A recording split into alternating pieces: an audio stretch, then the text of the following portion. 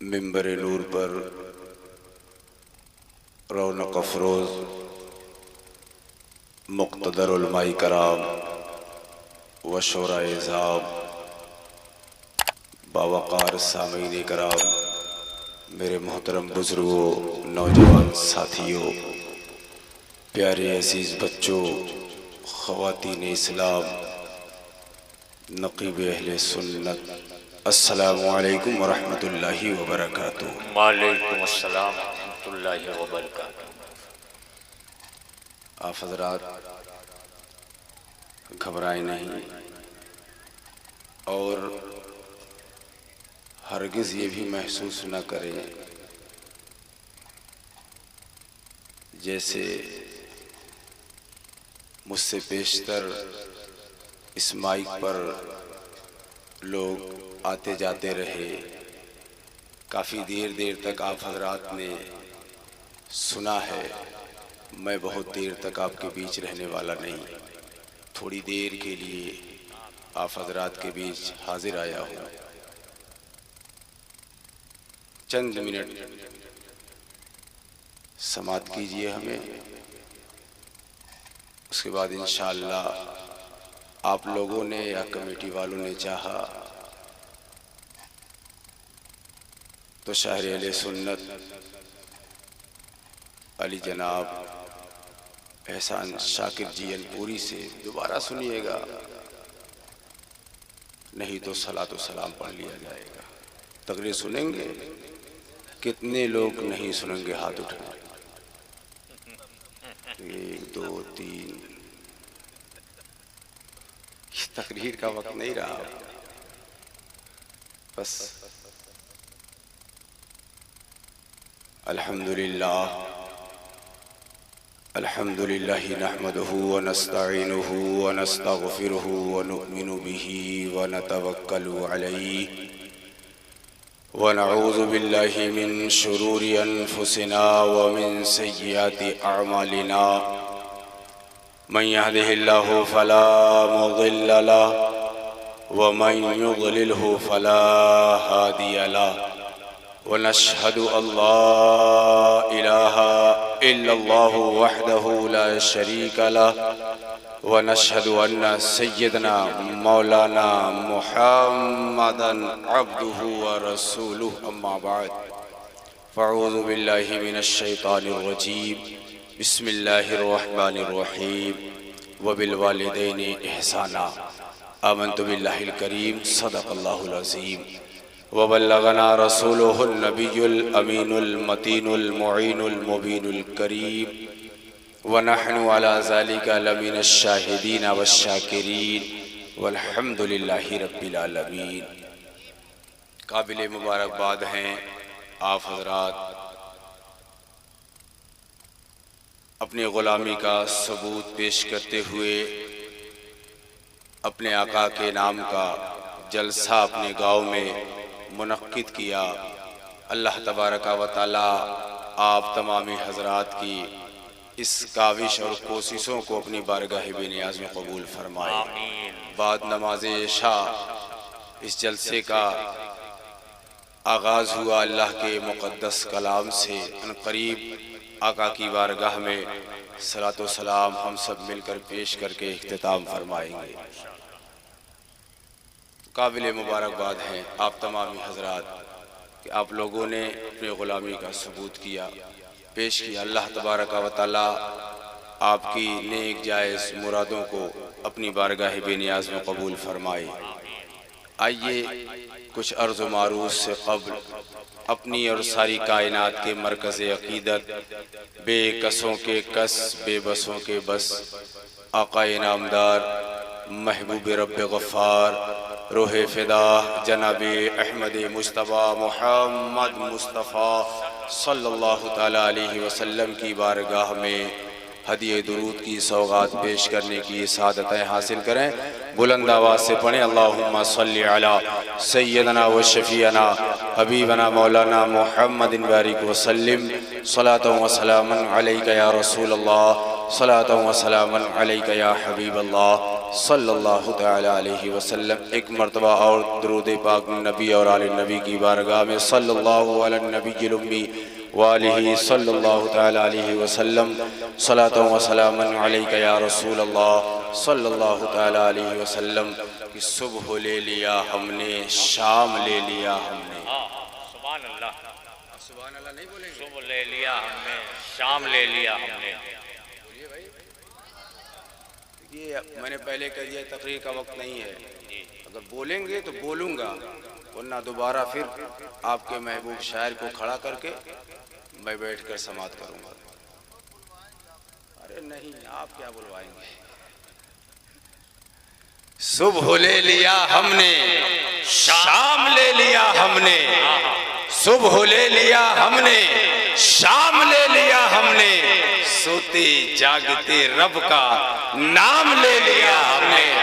सुबह ले लिया हमने, शाम ले लिया हमने। सोते जागते रब का नाम ले लिया हमने।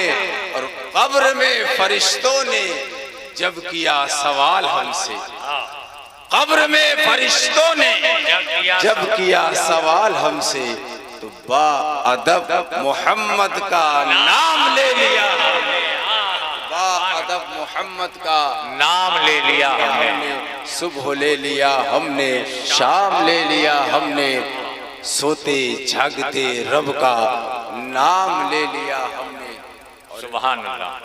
दो शेर और समात कीजिए कि मुस्तफ़ा से प्यार कीजिए, मुस्तफ़ा से प्यार कीजिए, उन पे जानिसार कीजिए। मुस्तफ़ा से प्यार कीजिए, उन पे जानिसार कीजिए। जिक्र उनके नामे पाक का आज बेशुमार कीजिए। जिक्र उनके नामे पाक का आज बेशुमार कीजिए। और कोई मुझसे आज कह गया, मरने वाले चैन ले जरा, मरने वाले चैन ले जरा। कोई मुझसे आज कह गया, कब्र में आएंगे हुजूर, थोड़ा इंतजार कीजिए। कब्र में आएंगे हुजूर, थोड़ा इंतजार कीजिए। कोई मुझसे आज कह गया कि मरने वाले चैन ले जरा, कब्र में आएंगे हुजूर, थोड़ा इंतजार कीजिए। अल्लाह तबारक व तआला का लाख लाख शुक्र एहसान है, उसने हम सबको इंसान बनाया और अपनी तमाम तख्लीक में हम सबको सबसे अच्छी तख्लीक, सबसे अच्छी सूरत देकर इस दुनिया में पैदा फरमाया।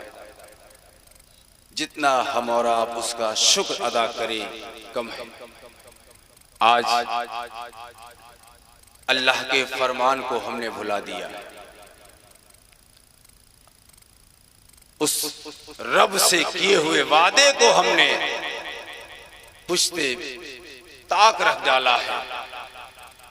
आखिर हमारा और आपका इस दुनिया में रब्बे कायनात को भेजने का मकसद क्या था? पूछो कुरान से। अल्लाह फरमाता है, वमा खलक़तुल जिन्ना वल इंसा इल्ला लियअबुदून। हमने जिन्न और इंस को इसलिए पैदा फरमाया वो मेरी इबादत करें। आज हमारे हालात कैसे हैं? का नाम सिर्फ मुसलमान रख लेने से इस इंसान मुसल्लम ईमान वाला थोड़ी होता है। काम करना पड़ता है। का काम कैसे करना पड़ता है? का सबसे पहले जिस माँ के शिकम में 9 माह रहकर दुनिया में आया है, उस माँ का अदब और एहतराम करना है, उसका हुक्म बजा लाना है। आज हर नौजवान अपने वालिदैन के हुक्म के खिलाफ वर्जी करता नजर आता है, शादी से कब्ल हो या शादी के बाद हो। अल्लाह फरमाता है, वबिल वालिदैन एहसाना, माँ बाप के साथ हुस्ने सलूक करो, अच्छे से पेश आओ, अच्छा बर्ताव करो। जाने के बाद आप जरा इस बात को भी मेरी सोचिएगा, वो पहर था कि सुबह सादिक अनकरीब रात जाने वाली थी, दिन आने वाला था। उस बीच में एक नाचीज आया जिसका नाम क़यामुद्दीन था। उसने हमें हुकूक़े वालिदैन के बारे में बताया। हजरत सैयदना मालिक इब्न दीनार रज़ी अल्लाह ताला अन्हु हज करने के लिए गए, अपने खेमे में सोए हुए थे। सोचने लगे, अल्लाह की बारगाह में दुआ करने लगे, मौला देखते देखते मजहब इस्लाम को तूने ऐसा गलबा अता फरमाया कि पूरी दुनिया में मजहब इस्लाम फैल गया, मजहब इस्लाम के फॉलोअर्स पूरी दुनिया में हो गए। और मेरी आंखों ने देखा कि लाखों की तादाद में लोग आए हैं तेरे मुकद्दस घर का तवाफ करने के लिए, लोग आए हैं सफा मरवा की दौड़ लगाने के लिए, लोग आए हैं मकाम इब्राहिम पर नमाज पढ़ने के लिए, लोग आए हैं अपने गुनाहों की माफी के लिए। परवरदिगार आलम, लाखों की भीड़ जो यहाँ लगी है, इनमें से मालिक जानना चाहता है तूने कितने लोगों का हज कबूल फरमाया है और कितने लोगों का हज रद्द कर दिया। बहुत बड़ा सवाल है। कहा जहां लाखों लोग मौजूद हों और कोई सवाल करने वाला सवाल करे। देखिए, वो अगले साल था, 12 बजे से पहले तकरीर किया था, इसलिए ज्यादा जोश था। अब ये सुबह का सवेरा होने वाला है, ऐसे ही संजीदगी से समझाऊंगा ताकि बात आपके समझ में आ जाए। इतने लोग यहाँ आए हैं और कितनों का हज तूने कबूल फरमाया और कितनों का रद्द फरमा दिया। आवाज आई, मालिक सबके हज को हमने कबूल फरमा लिया सिवाय एक के, सबका कबूल कर लिया, एक का हज उसका रद्द कर दिया। सवाल किया, मौला वो कौन सा ऐसा बदनसीब शख्स है जिसके हज को तूने कबूल ना फरमाया और बाकी के हज को कबूल फरमा लिया। मौला मैं उस तेरे बंदे को देखना चाहता हूँ। आवाज आई, मालिक जहाँ बल्खी लोग अपने खेमे को लगाए हुए हैं, जहाँ बल्खी लोग मौजूद हैं, चले जा बल्ख वालों से पूछ लेना तो तुम्हें बताएंगे वो बंदा कौन है जिसके हज को हमने कबूल ना फरमाया। अल्लाह हू अकबर। हजरत मालिक इब्न दीनार है, अपने खेमे से निकले हैं, निकल कर बल्खी खेमे की तरफ जा रहे हैं, अपने कदम को बढ़ा रहे हैं और सोच रहे हैं, मौला तूने इतने लोगों का हज कबूल फरमा लिया, एक का रद्द क्यों हो गया, एक के हज को तूने कबूल क्यों ना फरमाया। अल्लाह हू अकबर। यही सोच रहे हैं, सोच करके अपने कदम को आगे बढ़ा रहे हैं, कदम बढ़ रहा है, जहन में ये बात आ रही है, वो कैसा बदनसीब शख्स होगा जिसके हज को मौला तूने कबूल ना फरमाया। अब वहां पहुंचते हैं जहां बल्कि खेमा नसब था, वहां पहुंचते हैं जहां बल्कि लोग मौजूद थे, पूछते हैं जरा ये तो बताओ बल्ख से आने वाले यहाँ तमाम लोग मौजूद हैं, बल्ख से आने वाले यहाँ तमाम हाजी मौजूद हैं, तो उनमें से एक बोल पड़ता है, सब मौजूद हैं सिवाय एक के। एक कहाँ है? का सामने जो पहाड़ी दिख रही है, उसी पहाड़ी पर सुबह से लेकर शाम तक अल्लाह के लिए रोजा रखता है और रात भर उसके लिए नफल नमाजें पढ़ा करता है। सुबह से लेकर शाम तक रोजा रखता है और रात भर अल्लाह के लिए नमाज पढ़ता है, नफल नमाजें पढ़ता है। इतना सुना जब ना तो हजरत मालिक इब्न दीनार सोचने लगे, जो सुबह से लेकर शाम तक अल्लाह के लिए रोजा रखता हो, रात भर उसके लिए नफल नमाज पढ़ता हो, भला उसका रद्द कैसे, उसका हज कैसे कबूल न किया गया, उसके हज को कैसे रद्द कर दिया गया। अल्लाह अकबर। अब जब पता मिला है ना, उस शख्स के पास पहुंचते हैं, अभी दूर ही थे, जवाब आ गया, मालिक यही बताने आए हो ना कि साल अल्लाह ने तुम्हारे हज को और सालों की तरह रद्द कर दिया है, कबूल ना फरमाया। हजरत मालिक इब्न दीनार फरमाते हैं, जब उसने इतना मुझसे कहा तो मेरे पांव के नीचे से जमीन खिसक गई और मैं सोचने लगा कि मौला, मैंने तो अपने आने के बारे में इसे बताया ना था, आखिर इसे कैसे मालूम हो गया? मालूम तो हुआ, मेरा नाम कैसे ये जान गया? तो वो शख्स कहता है, ऐ मालिक, आप पहले शख्स नहीं हो, आप पहले इंसान नहीं हो। मैं 40 साल से बल्ख से यहाँ आता हूँ। अल्लाह अपने किसी न किसी वली के जरिए मुझ तक ये बात पहुँचा देता है। जाओ मोहम्मद इब्ने हारून से कह दो, हमने उसके हज को कबूल न किया, उसके हज को उसके मुंह पर मार दिया। सोचो आप, उसके हज को हमने कबूल न किया। हज करने जाए, कोई कह दे आपके अरकान सही से अदा ना हुए और आपका हज अल्लाह ने कबूल ना किया, वो बाद में आग बबूला होगा। उसके बेटे पहले लाठी डंडा निकालने के मारने के लिए 4 लाख रुपया लगा कर ऐसे थोड़ी भेजा है। आज इसकी अहमियत ज्यादा। हमारी नमाजें कैसी हमें मालूम नहीं, रोजे कैसे मालूम नहीं, हम ज़कात निकालते हैं हमें मालूम नहीं, हज करने जाते हैं अरकान हमारे अदा हो या ना हो। जिस पर लेबल लगना चाहिए, ये देखो जा रहे हैं ना, साल में ज़कात देते हैं, ये जा रहे हैं ना, इनके सर पर टोपी देख रहे हो ना, ये नमाज पढ़ते हैं, ये जा रहे हैं देख रहे हो ना, ये हज करके आए हैं। आज का मुसलमान अपनी जिंदगी ऐसे गुजारता है।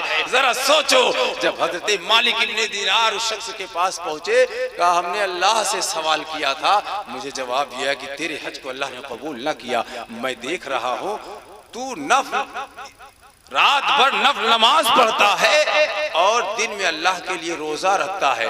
जरा ये तो बता, देखने में तू आबिद लगता है, देखने में तू जाहिद लगता है, देखने में तू इबादत गुजार लगता है, देखने में तो मैंने यहाँ तक देखा तू भूखा है फिर भी अल्लाह को याद कर रहा है, प्यासा है फिर भी अल्लाह को याद कर रहा है, तेरी ज़बानें सूख गई है लेकिन मैं देख रहा हूँ फिर भी तू अल्लाह को याद कर रहा है। जरा ये तो बता, आखिर अल्लाह ने तेरे हज को कबूल क्यों न किया? अल्लाह अकबर। वो शख्स कहता है, ऐ मालिक चले जाओ, अगर हमने अपने कहने को बता दिया ना तो आप मुझ पर लानत मलामत करते हुए वापस चले जाओगे। मेरी बात को ना सुनो, मेरे पिछले बैकग्राउंड को आप ना सुनो, आप वापस चले जाओ। हजरत मालिक इब्ने दीनार बज़िद हो गए, बज़िद होकर फरमाते नहीं, तुम्हें बताना पड़ेगा, तुम्हें सुनाना पड़ेगा। अब सुनिए, हजरत सैयदना मालिक इब्ने दीनार से वो शख्स कहता है, 29 शाबान की तारीख थी, रमजान शरीफ का चांद तुलू हो चुका था। आज रोजे का जब चांद होता है लोग खुशी नहीं मनाते, ईद का चांद होता है खुशी मनाते हैं। इसलिए 10,000 का, 15,000 का, 20,000 का सूट जो लाए हैं एक दूसरे को दिखाने के लिए, ये देखो ये हमने पहना है, कैसा लग रहा है, पीछे तो देख लो यार। जिस मुकद्दस महीने के शुक्रिये में आप शुक्राना अदा करने के लिए ईदगाह जा रहे हो, उससे पूछो जिसने 30 दिन का अल्लाह के लिए रोजा रखा और वो 30 दिन जब उसके सामने से बड़ी तेजी से गुजरता है ना, उसके दिल पर क्या बीतती। सोचता है अल्लाह इस साल तूने अपना मुकद्दस महीना मुझे अता फरमाया, मौला मैं दुआ करता हूँ आने वाला वो ये मुकद्दस महीना हमें दोबारा अता फरमाना। ये एक रोजादार अपने मालिक हकीकी की बारगाह में दुआ करता। रमजान का चांद तुलू हुआ था मेरे मोहल्ले में, मैं जिस मोहल्ले में रहता था उस मोहल्ले के अंदर लोग खुशी मना रहे थे इस बात की कि चांद निकल गया, रमजान का चांद। लोग अपने बच्चों को बुलाकर नहला धुला रहे थे, बड़ों को नहला धुला रहे थे, अच्छे कपड़े पहनाकर मस्जिद रवाना कर रहे थे। मैं घर में था, मेरी बीवी घर में थी और मेरे घर में मेरी वालिदा थी। जैसे और माएँ खुशियां मना रही थी, अपने बेटे को तैयार कर रही थी, अपने बेटे को सजा रही थी, वैसे मेरी माँ मेरा इंतजार कर रही थी। मेरा लाल मोहम्मद इब्ने हारून आ रहा होगा, मैं भी अपने बेटे को कहूंगी बेटा तू भी नहा ले, अच्छे कपड़े पहन ले, मस्जिद जा। इसलिए बरकत वाला महीना हमारे तुम्हारे दरमियान है, अजमत वाला महीना हमारे तुम्हारे दरमियान है। मैं अपने बेटे को कहकर कहूंगी, बेटा जा नमाज़े इशा भी पढ़ना और नमाज़े तरावी भी पढ़कर तभी वापस घर को आना। माँ दरवाजे पर खड़ी होकर मेरा इंतजार कर रही थी। अब सुनिए मेरे हालात कैसे हो गए। जिस्म है तेरी माँ इसी चादर के नीचे लेटी हुई है। अल्लाहू अकबर। जब चादर हटाई है, मोहम्मद इब्ने हारून की आंखें बरसने लगी, रो पड़े और कहते हैं, माँ माँ। 3 मर्तबा उनकी जबान पर अपनी वालिदा का नाम आया और वो बीबी बताती है, तूने अपने हाथों से अपनी माँ का कत्ल किया है। याद रख, जब तारीख लिखी जाएगी तो तुझे माँ का कातिल लिखा जाएगा, तुझे कातिल के नाम से याद किया जाएगा। अल्लाहू अकबर। घर के अंदर गए, कुल्हाड़ा लिया, जिस हाथ से माँ को मारा था, जिस हाथ से माँ को तकलीफ पहुंचाया था, उस हाथ पर उस कुल्हाड़े को चलाया है, आधे हाथ को काटा, जंजीर ली है, हाथ गर्दन पर रखा, जंजीर से अपने हाथ को बांध लिया और कहते हैं हजरत सैयदना मालिक इब्ने दीनार से, मोहम्मद इब्ने हारून उस वक्त से लेकर अब तक मुझे तवाफ करने के लिए, तवाफ करते हुए, सफा मरवा की सही करते हुए, मकामे इब्राहिम पर नमाज पढ़ते हुए, जमजम शरीफ पीते हुए, अरकाने हज करते हुए, ऐ मोहम्मद, ऐ मालिक इब्ने दीनार सुनो, 40 साल हो गए। मैं 40 साल से आता जाता हूँ, 40 साल से आता जाता हूँ और अल्लाह अपने किसी ना किसी वली के जरिए मुझ तक ये बात पहुंचा देता है। जाओ मोहम्मद इब्ने हारून से कह दो, मैंने उसके हज को कबूल न किया, बल्कि उसके हज को उसके मुंह पर मार दिया। अब सुनिए, हजरत मालिक इब्ने दीनार ने कहा था, मैं कुछ नहीं कहूंगा, तुम्हें कुछ नहीं बोलूंगा। जब इतना सुना है, वाकई में जब तारीख लिखी जाएगी तो तुझे कातिल लिखा जाएगा। उनको जगा दीजिए, तो जगाइए, पीछे वाले सो गए। दुरूद शरीफ पढ़ लीजिए, अल्लाहुम्मा सल्ली अला सय्यदना व शफीअना हबीबना मौलाना मुहम्मदिन बारिक वसल्लिम सलातन व सलामन अलैका या रसूल अल्लाह। जगा बेटा। कलीम भाई ऐसे वक्त में बैठाया है कि इन सब चीजों पर भी देखना पड़ता, कौन सो रहा कौन जग रहा, वरना कहूँ कुछ सुनकर। जब तारीख लिखी जाएगी तो माँ का कातिल लिखा जाएगा तुझे। यही कहते हुए लानत मलामत मोहम्मद इब्ने हारून पर करते हुए हजरत सैयदना मालिक इब्ने दीनार अपने खेमे में चले गए, लेट गए, आंख बंद हो गई। सरकार मदीने वाले आका हजरत सैयदना मालिक इब्ने दीनार के ख्वाब में तशरीफ लाए। बोलो सुभान अल्लाह, जोर से बोलो सुभान अल्लाह। कहा मालिक इब्ने दीनार के ख्वाब में मदीने वाले आका तशरीफ लाए। जब मदीने वाले आका तशरीफ लाए तो फरमाते हैं, मालिक मोहम्मद इब्ने हारून को तुमने मायूस क्यों कर दिया? उसे मायूस क्यों कर दिया मालिक? या रसूल अल्लाह, इससे बड़ा जुर्म क्या हो सकता है? उसने अपनी माँ का कत्ल किया है, वो अपनी माँ का कातिल है। इसलिए जब तारीख लिखी जाएगी तो उसे माँ का कातिल लिखा जाएगा। हुजूर फरमाते हैं, किसी और का तो कत्ल नहीं किया है ना उसने अपनी माँ का कत्ल किया है ना। सुनो मालिक, अगर बरोज़े महशर उसकी माँ उसको माफ कर देगी ना तो अल्लाह भी उसे माफ कर देगा। मालिक अगर वो माँ माफ कर देगी तो अल्लाह भी उसे माफ कर देगा। हुजूर फरमाते हैं, सुनो हज़रत मालिक इब्ने दीनार से, कल बरोज़े महशर नफ्सी नफ्सी का आलम होगा, कोई किसी का पुरसाले हाल ना होगा। उस वक्त जन्नतियों को जन्नत में जाने का हुक्म होगा, जहन्नमियों को जहन्नम में जाने का हुक्म होगा। उस माँ को अल्लाह हुक्म फरमाएगा जन्नत में दाखिल कर दिया जाए। मोहम्मद इब्ने हारून को हुक्म होगा माँ के कत्ल की वजह से इन्हें जहन्नम में डाला जाए। वो जहन्नम में, माँ जन्नत में।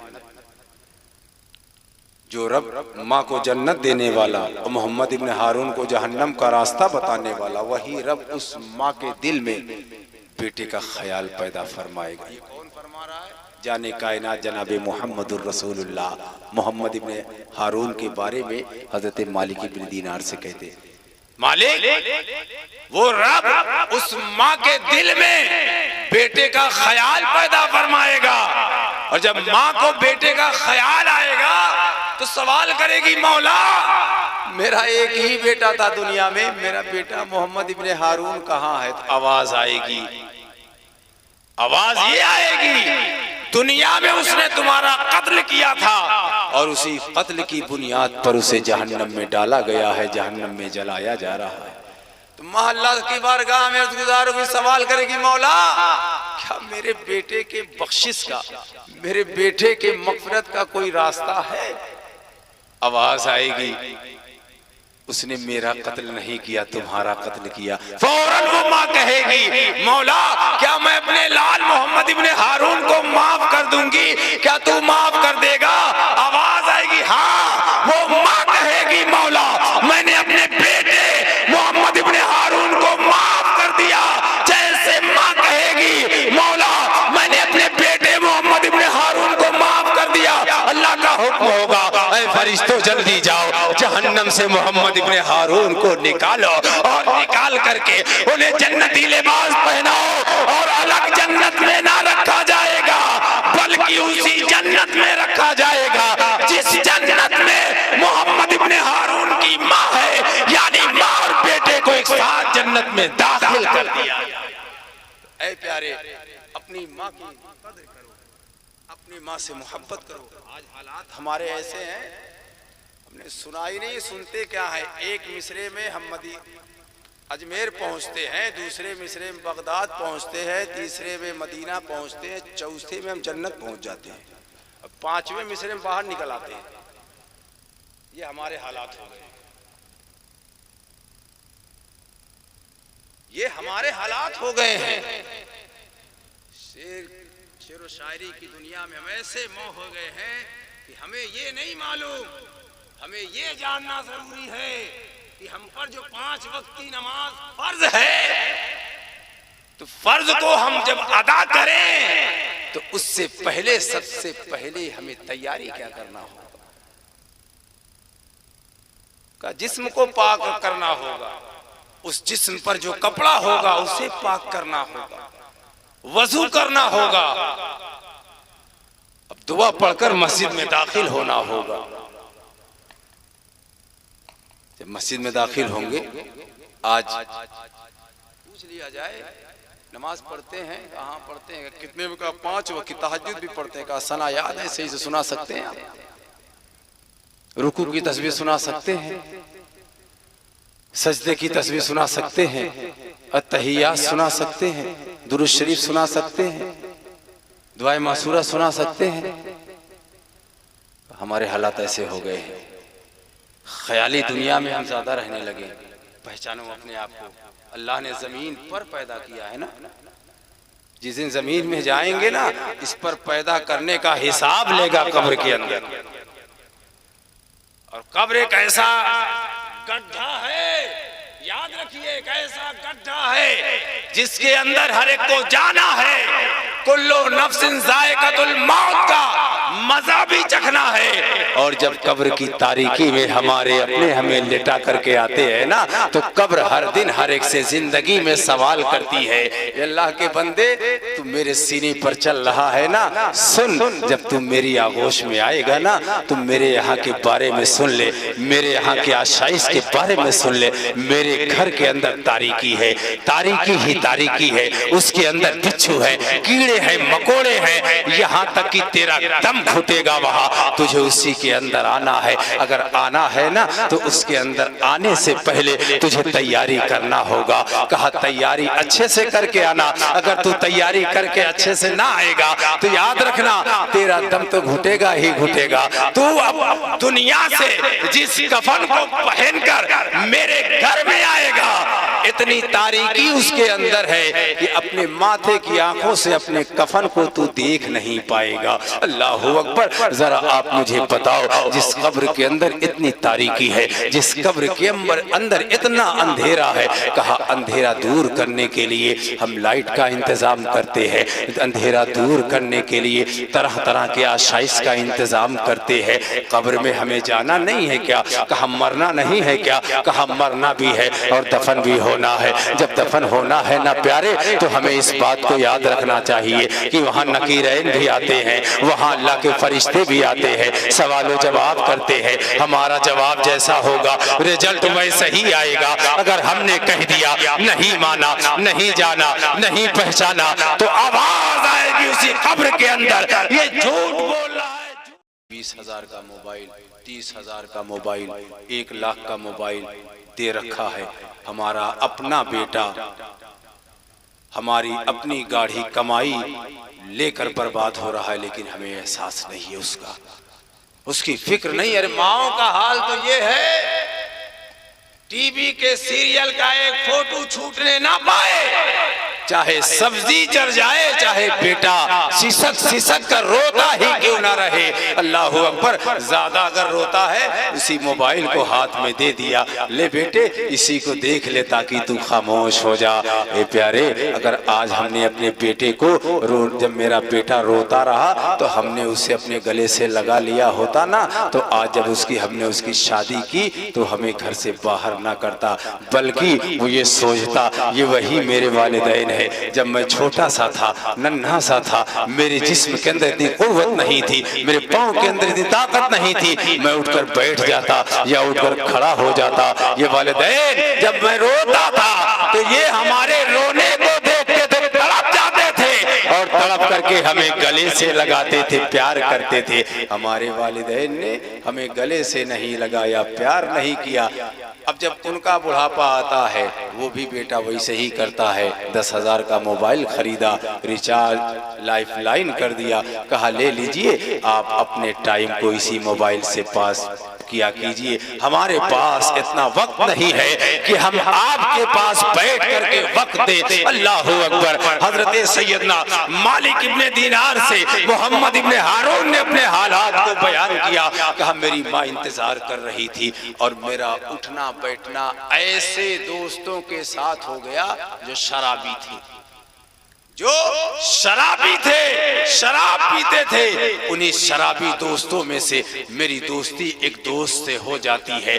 मैं अपने उसी दोस्त के साथ उस मजलिस में जाकर बैठा करता था जहां और उसके दोस्त बैठकर शराब पिया करते थे। मैं दूर बैठा रहता था, उसके तमाम दोस्त, मेरा वो दोस्त बैठकर शराब पीता था। अल्लाह अकबर। मेरे उसी दोस्त ने एक दिन मुझे बुलाया, कहा दूर क्यों बैठा है, करीब आ जा। दूर क्यों बैठा है, करीब आ जा। थोड़ी सी शराब पीने से थोड़ा कुछ जाता है, थोड़ी सी शराब पी ले, इससे कुछ ना जाएगा। अल्लाह अकबर। मेरा वो दोस्त मुझे बड़ा प्यारा था, बड़ा अजीज था। मेरे दोस्त ने शराब की बोतल से थोड़ी सी शराब गिलास के अंदर डाली है और डाल करके मुझे दिया, कहा ये थोड़ी सी शराब है, इसे पी लो, इससे कुछ ना होगा। मैंने पहले दिन थोड़ी सी शराब पी है, मैं घर को चला गया। दूसरा दिन आया, वही दोस्त अब क्या गिलास मेरे आगे बढ़ाता है और बढ़ाकर कहता है, ए दोस्त ये शराब का गिलास है, थोड़े से शराब से कुछ नहीं होता। मैंने दूसरे दिन भी थोड़ी सी शराब पी ली। अब जैसे जैसे वक्त बीतता जा रहा था, मेरा वही दोस्त उसी गिलास के अंदर शराब की मिकदार को बढ़ाता जा रहा था, यहाँ तक कि मैं अपने उन दोस्तों से बड़ा शराबी बन गया। मैंने उस रात भी शराब पी रखी थी जिस रात रमजान मुबारक का चांद आसमान पर तुलू हुआ था। मेरी माँ दरवाजे पर खड़ी होकर मेरा इंतजार कर रही थी। जब मैं वापस आ रहा था अपने घर की तरफ, मेरी माँ दरवाजे पर खड़ी होकर मेरा इंतजार कर रही थी और कह रही थी, मेरा लाल आ रहा है, मेरा बेटा आ रहा है, मेरा बेटा हारून आ रहा है। अल्लाह अकबर। माँ जब अपने बेटे को पुकारती है ना, तो बड़े प्यार से पुकारती है, बड़ी मोहब्बत से पुकारती है, बड़े अच्छे अंदाज से पुकारती है। बेटा अगरचे अपनी माँ को चाहे जैसे पुकारे, लेकिन जब माँ अपने बेटे को पुकारती है तो याद रखना प्यारे, माँ अपने बच्चे को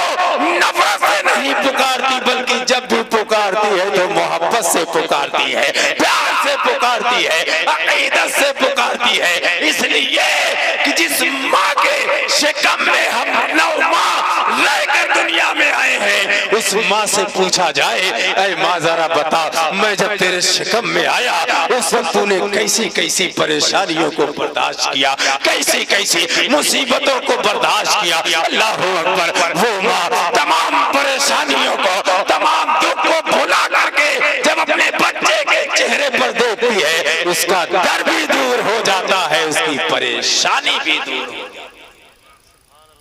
आज हम लोग उन्हीं से दूर होते जा रहे हैं। हाँ, दूर ना हो भाई। दुनिया में ये तेरे लिए बहुत बड़ी दौलत है, हर चीज खरीद सकता है, हर चीज खरीदी जा सकती है, हर चीज का बदल है। अगर तेरी माँ दुनिया से चली गई ना तो तू दूसरी माँ नहीं खरीद सकता। तेरे वालिद दुनिया से चले गए ना तो दूसरा वालिद नहीं खरीद सकता। इसलिए इस दौलत को अनमोल जानो। जब तक तुम्हारे पास रहे ना तो समझ लो अल्लाह की चलती फिरती जन्नत तुम्हारे घर में मौजूद। बोलो सुभान अल्लाह। चलती फिरती जन्नत देखना है ना, अपने वालिदैन को देख लो, और अगर उसके अंदर जाना है ना, जब तक वो जिंदा रहे उनकी खिदमत मोहब्बत से करते रहो। वो दुआ के लिए अपने हाथों को तेरे लिए उठा दे तो परवरदिगार आलम उनकी दुआओं को रद्द नहीं फरमाता बल्कि कबूल फरमा लेता है। वालिदैन की दुआएं कभी रद्द नहीं की जाती, अल्लाह उनकी दुआओं को कबूल फरमा लेता है। तो फरमाते हैं मैं बहुत बड़ा शराबी बन गया। उस रात भी मैंने शराब पी रखी थी जिस रात रमजान का चांद तुलू हुआ। माँ इंतजार कर रही थी, देखा बेटा आ रहा है, हारून आ रहा है, खुश हो गई। अब जैसे जैसे करीब हुआ, क्या भाई तकरीर खत्म कर दे? अस्सलाम वालेकुम, खैरियत से हैं आप लोग? या तो हमारी तकरीर सुन ले या तो आप ही लोग करें, मैं सुन लूं।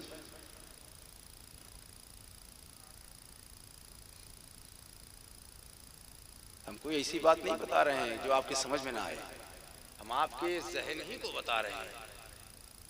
हम बहुत दूर से भी नहीं आए हैं, 10-12 किलोमीटर शहर जौनपुर, जहाँ से आप तिजारत करते हैं, और मदरसे का नाम मदरसा अनफिया है। अगर कोई बात समझ में ना आए इनसे राब्ता कीजिएगा, ये पहुंचा देंगे। क्या बहुत बड़ा शराबी बन गया। माँ ने देखा बेटा आ रहा है हारून, खुश हो गई। जैसे जैसे करीब होते गए हम, शराब मैंने इतनी पी रखी थी कि मेरे पांव जमीन पर नहीं पड़ रहे थे, लड़खड़ा रहे थे। माँ ने देख लिया, समझ लिया, आज भी हारून तूने शराब पी रखी है। जैसे जैसे करीब हुआ उसकी बू से माँ ने महसूस कर लिया कि आज भी इसने शराब पी रखी है। जब मैं अपनी माँ के करीब हुआ तो माँ ने मुझे एक थप्पड़ मारा। मैं होश में न था। माँ के एक थप्पड़ के बदले में मैंने अपनी माँ को इतना मारा, इतना मारा, इतना मारा कि मेरी माँ का जिस्म लहूलुहान हो गया। उसके बाद भी मेरा जीना भरा, क्योंकि मैं होश में न था, मेरा जीना भरा। घर के अंदर तंदूर जल रहा था। मैंने अपनी माँ को उठाया और उठा करके उस जलते हुए तंदूर में ले जा करके डाल दिया। मेरे घर में मेरी बीवी तन्हा थी। उसने देखा जैसे मैंने अपनी माँ को घर के अंदर जो तंदूर जल रहा था उसमें डाला। बीवी ने देखा तो मुझे धक्का दिया, मैं फर्श पर पड़ा और अपने हाथ से मेरी माँ को बचाना चाहा, लेकिन मेरी माँ के जिस्म से रूह परवाज कर गई और मेरी माँ का जिस्म जलकर कोयला हो गया। अल्लाह अकबर। मेरी माँ की जान तो मेरी बीवी ना बचा सकी, लेकिन उसके जलते हुए जिस्म को बचा लिया। ये उठा करके ले आई है, कमरे में रख दिया, चादर डाल दी। अब रात का एक पहर गुजरा, दूसरा पहर गुजरा। जब दूसरा पहर गुजरा ना, शराब का नशा जब उतरा है तो किसी और का नाम जबान पर नहीं आया, सबसे पहले माँ का नाम जबान पर आया है।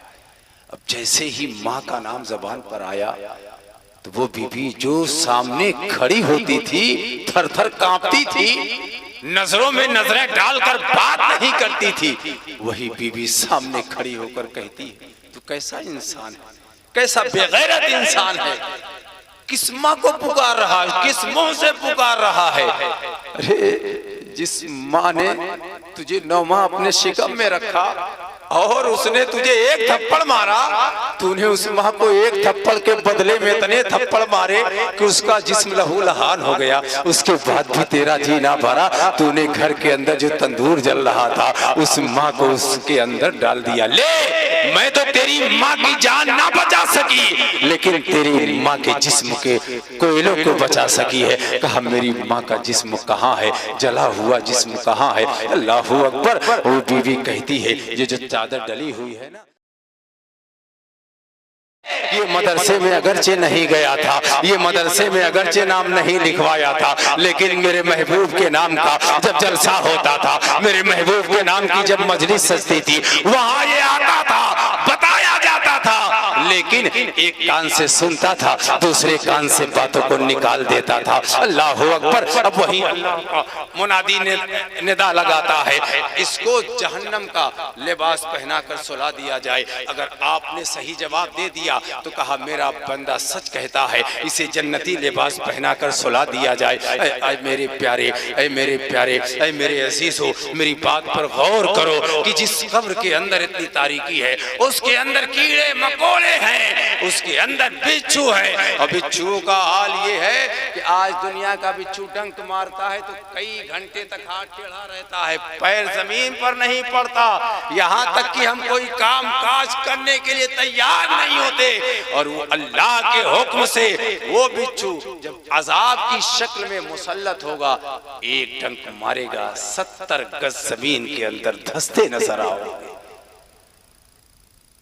आज नाच गाने की महफिलें हम आबाद कर रहे हैं, जुए खाने आबाद कर रहे हैं, शराब खाने आबाद कर रहे हैं। कहा जाए नाच गाने की महफिल सजी होती, इतने लोग नहीं होते, ये जगह कम पड़ जाती, ये जगह कम पड़ जाती, और लोग यहाँ शायरों को तो फटा पुराना नोट देते हैं, नाचने गाने वालों को कड़ी कड़ी नोट ला कर देते हैं।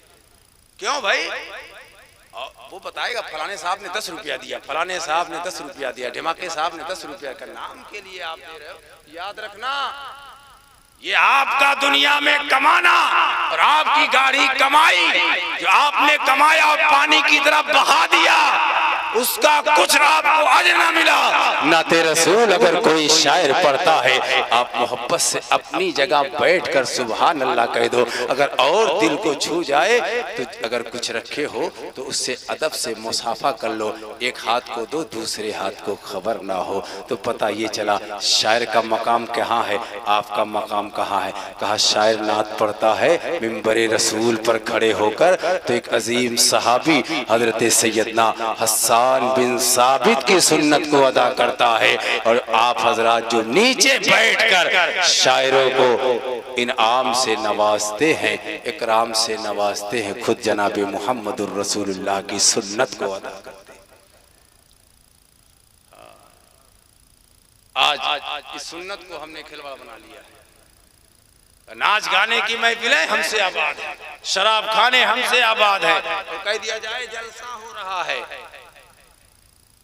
और जलसा बड़ा कर रहे हैं, कुछ ज्यादा लोग आएंगे कि सुबह सादिक भी डाक जाएगा, इतने ज्यादा लोग आएंगे पढ़ने के लिए, कुछ दीजिए, ये जेब में हाथ डालकर भेजेंगे, 10 रुपया निकलते निकलते वो 5 बन जाता है। कहा अल्लाह का घर बनवाना है, मस्जिद का जमीन खरीदना हो, अगर 1 लाख रुपए स्क्वायर फीट मिल रहा हो तो हमारे घरों के अंदर दौलतों का अंबार है। अल्लाह का मुकद्दस घर अगर हमें बनाना है तो हम 1 बोरिया सीमेंट का पैसा नहीं दे पाते, 1000 रुपया हम नहीं दे पाते, और हम कहते हैं मुसलमान परेशान है, मुसलमान मारा जा रहा है। अरे जिस कौम को अल्लाह के घर का एहतराम ना हो, अल्लाह के घर का ख्याल ना हो, अल्लाह उस कौम को हलाक कर देता है, बर्बाद कर देता है। हम 1 ईंट लगा कर देखें, 1 ईंट लगा कर देखें, अगर दुनिया में एक ईंट अगर लगा दिया आपने, याद रखो कल जन्नत में अल्लाह आपके लिए याकूत के महल्लात को तैयार किया।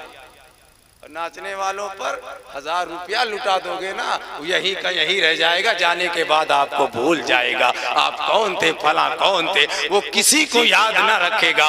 लेकिन अगर आपने अल्लाह के नाम पर, रसूलुल्लाह के नाम पर अगर अपनी गाढ़ी कमाई निकाला है ना, उसका अजर आपको इस दुनिया में भी मिलेगा, और जब कल बरोज़े महशर आप उठाए जाओगे तो इसका अजर अल्लाह आपको वहां भी अता फरमाएगा। तो प्यारे, जब भी अल्लाह के नाम पर मांगा जाए, रसूलुल्लाह के नाम पर मांगा जाए, सोचा ना कीजिए कि जलसा हो रहा है, मिलाद हो रहा है, मदरसा बन रहा है, मस्जिद के लिए जमीन खरीदना है, मस्जिद को तामीर करवाना है, हर किसी ये ना सोचिएगा, बल्कि ये सोचिएगा ये साइल आया है ना, किसी आम इंसान के घर का साइल इस वक्त नहीं है, ये जो सवाल कर रहा है ना, ये अल्लाह के घर का साइल है, अल्लाह के घर के बारे में ये सवाल कर रहा है। अगर कोई मदरसे के बारे में सवाल करे तो ये तसव्वुर कर लिया करो फौरन, अब तक तो ये हमारा अपना था, लेकिन देखते देखते ये रसूलुल्लाह के घर का सायल हो चुका है,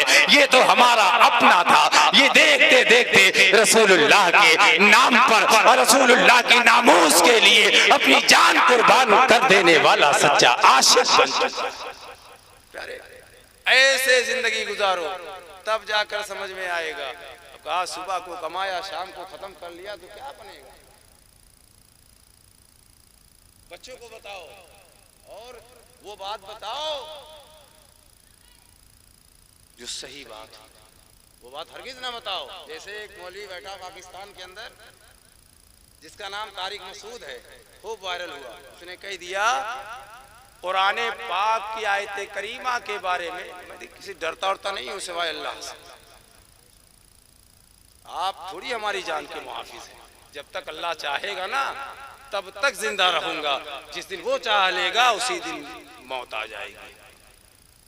बैठा कह दिया कुरान की आयत करीमा के बारे में ग्रामर के हिसाब से गलत है और कुरान के हिसाब से सही है। का तूने पहले नहीं पढ़ा था सूरह फातिहा के बाद, ज़ालिकल किताबु ला रैब फीह, ये वो किताब है, अगर इस किताब के अंदर तूने शक पैदा कर दिया, शुबहा पैदा कर दिया, सुन तू ईमान से चला जाए। और अल्लाह फरमाता है इस किताब के अंदर किसी किस्म की ना शक करने की गुंजाइश है, ना ही शुबहा पैदा करने की गुंजाइश है। तूने पैदा कर लिया, ईमान से चला गया। अब उसके दादा लोग, उसके आका लोग सोशल मीडिया पर आकर ये बात कह रहे हैं, नहीं उन्होंने तौबा कर लिया, माफी मामा मांग लिया।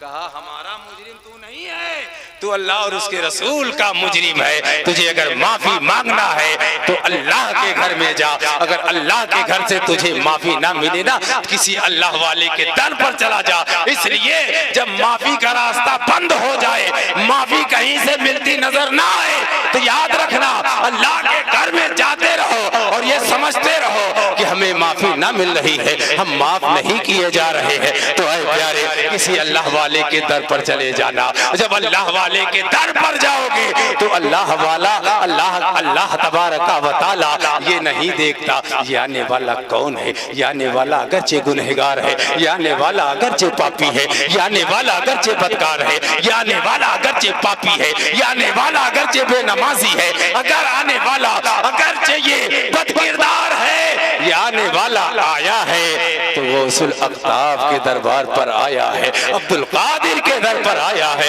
मुइनुद्दीन के दर पर आया है, बख्तियार काकी के दर पर आया है, हजरत मखदूम किचौछा के दर पर आया है। अल्लाह ये देखता है कि मेरे दोस्त के दर पर आया है, और दोस्त दोस्त की बात को रद्द नहीं करता, दोस्त दोस्त की बात को काटता नहीं बल्कि मान लेता है।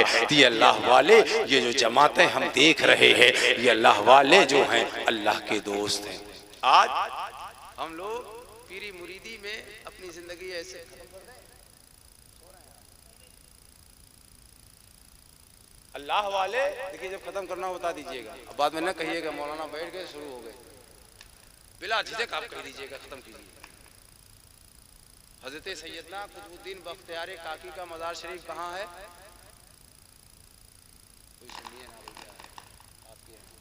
दिल्ली में है। कहाँ है? जोर से बोलिए, और जोर से बोलिए। दिल्ली में है। और आपके एक मुरीद है जिनका नाम हजरत सैयदना बाबा फरीद गंज शकर है। आपका मज़ार कहाँ है? दूसरे मुल्क पाकिस्तान के अंदर। हजरत बाबा फरीद गंज शकर के पास हजरत बख्तियार काकी के पास बाबा फरीद आते हैं खिदमत करने के लिए। तो हजरत फरमाते हैं मैं वजू करना चाहता हूँ, फरीद पानी लाओ, फरीद पानी लाओ। ठीक है, हुजूर लाया, पानी दिया, गए पानी लाए, अपने पीर की बारगाह में पेश कर दिया। देखा पानी बहुत ठंडा था, का गरम करके लाओ। आज की तरह नहीं ऐसे मोहल्ला आबाद था जहां देखो तहां गैस सिलेंडर का इंतजाम था, ऐसा नहीं था। दूर दराज पर कहीं घर दिखता था और किसी किसी के यहाँ